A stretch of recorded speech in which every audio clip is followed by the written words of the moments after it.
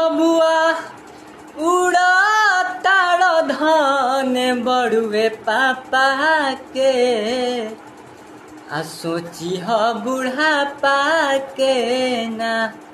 बबुआ उड़ा ताड़ धन बड़ुए पापा के आ सोची ह बुढ़ापा के ना।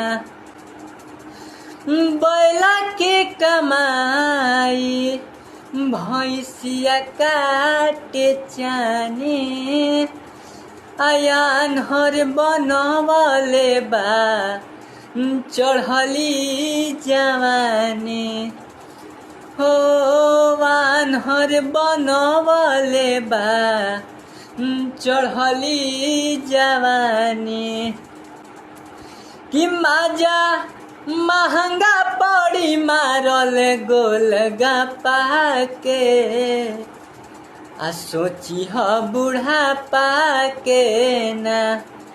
कि बबुआ उड़ा ताड़ धन बड़ुए पापा के आ सोची ह बुढ़ापा के ना। कि बबुआ उड़ा ताड़ धन बड़ुए पापा के